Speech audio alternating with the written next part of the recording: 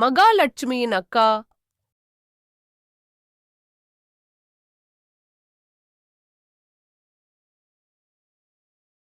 தமிழகத்தில் உள்ள சில கோயில்களில் ஜேஷ்டா தேவி வழிபாடு இருக்கிறது. இவளை மகாலட்சுமியின் அக்கா என்பர். ஸ்ரீ ரங்கநாதர் கோவிலில் இவளுக்கு சந்நிதி உண்டு. இவளைப் பற்றிய கர்ண பரம்பரை கதை ஒன்று உண்டு. குப்பன் ஒரு சோம்பேறி. அவனது அம்மா வயலில் வேலை பார்த்து குப்பனுக்கு கஞ்சி ஊற்றுவாள். கல்யாணம் செய்து வைத்தால் உழைக்க ஆரம்பித்து விடுவான் என அம்மா எண்ணினாள். திருமணமும் முடிந்தது. புது மனைவியிடம் வேலைக்குப் போவதாக சொல்லிவிட்டு போவான். ஆனால் ஊரை விட்டு தள்ளியுள்ள ஒரு ஆலமரத்தடியில் படுத்து உறங்குவான். மாலையில் வீடு திரும்பும் போது களைப்பாக இருப்பது போல நடிப்பான். மனைவியும் அவன் கை கால்களை பிடித்து விடுவாள். அறுவடை நாள் வந்தது. கணவன் நிறைய கூலி பெற்று வருவான் என மனைவி காத்திருந்தாள்.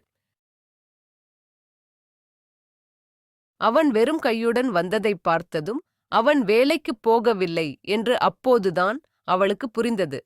புழம்பிக் கொண்டிருந்த அவளது குரல் அவ்வூர் கோயிலில் இருந்த ஜேஷ்டா தேவியின் மூத்த தேவி என்னும் மூதேவி காதில் விழுந்தது.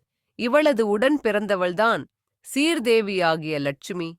அவள் அக்கோவிலில் இருந்த தங்கை லட்சுமியிடம் சென்று, சகோதரி பார்த்தாயா, என் நிலையை சோம்பேறிகளுக்கு என்னைத்தான் ஒப்பிடுகிறார்கள். நான் அந்த விவசாயிக்கு நிறைய பொருள் கொடுக்கப் போகிறேன் என்றாள். லட்சுமியும் தலை அசைத்தாள். மாறு வேடத்தில் கிளம்பிய அவள் குப்பனிடம் தங்கக் காசுகள் கொண்ட பானையை கொடுத்தாள். அதை அவன் மனைவியிடம் ஒப்படைத்தான். குப்பனின் மனைவி கணவனை பல வாராக பாராட்டினாள். ஆனால் அன்றிரவே அது திருட்டுப் போய்விட்டது. இதை அடுத்து ஜேஷ்டாதேவி அவனுக்கு மோதிரம் ஒன்றை கொடுத்தாள். அதையும் அவன் ஆற்றில் குளிக்கும் போது தண்ணீரில் தவறவிட்டான். விவசாயி மட்டுமல்ல, ஜேஷ்டாதேவியும் வருத்தப்பட்டாள். தன் சகோதரியிடம் மீண்டும் சென்று அவனுக்கு நிலைக்கும் வகையில் ஏதாவது ஒரு பொருள் கொடேன் என்றாள். அதற்கு திருமகள், சகோதரி உழைப்பு இல்லாமல் கிடைக்கும் பொருள் நிலைக்காது. அவன் உழைக்க வேண்டும். அதில் கிடைக்கும் பொருளே நிலைக்கும் என அவனிடம் சொல் என்றாள். ஜேஷ்டா தேவியும் உழைப்பின் பெருமையை அவனிடம் சொல்ல, அன்று முதல் அவன் ஒழுங்காக வேலை செய்து சம்பாதித்தான். அவன் மனைவியும் தாயும் மகிழ்ந்தனர்.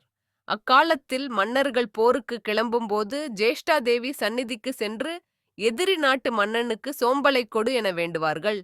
சுறுசுறுப்பை கொடு என நாமும் இவளிடம் வேண்டுவோம்.